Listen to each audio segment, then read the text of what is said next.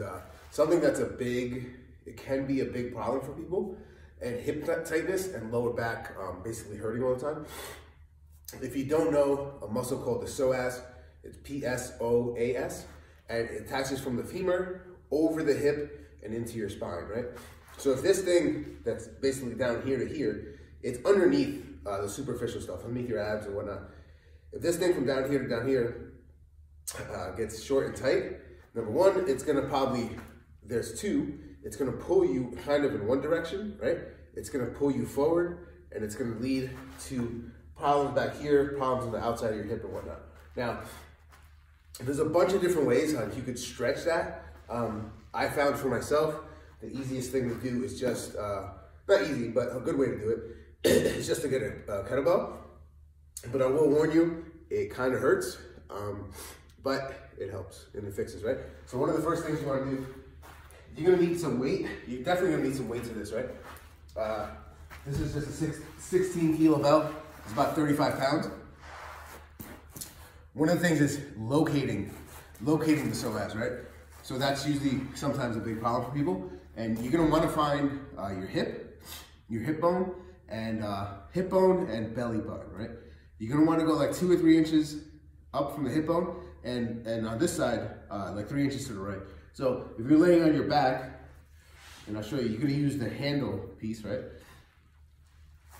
If you are laying on your back, find your hip, the crease of your hip, that bone, and then go up like 2 inches, and now underneath your ribs, right? Pick this leg up. Now the key is, it's kind of wrong because I'm speaking, you have to relax. You have to let your abs relax and let this like kind of settle in, and it's gonna dig underneath your ribs, and that's where it kind of hurts a little bit. From that position, here, nice and relaxed, you're gonna extend out, right? And then what you're gonna do is bring it in this way, towards the middle. And then just bring it right back.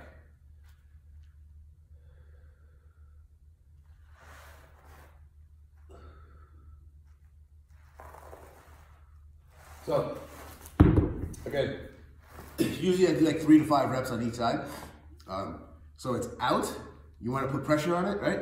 Then you wanna extend the leg and then bring it midline. I think for a lot of people, that's usually a big culprit that they can't figure out why their hips and why their back always hurts. And getting a manual therapist to do this could be kind of costly because you have to go every week. And also, this is a good way just to try. If you have a kettlebell, you could use technically anything. I just like to use something with weight because it's easier for me to like that pressure down. And have at it, guys. That'll help you in your rolling, help you in your penetration steps, your steps right through. It'll help you open up your hips, which obviously in jiu-jitsu is a big component of it, right? You need to be able to swivel your hips in every direction and hopefully keep you guys nice and healthy.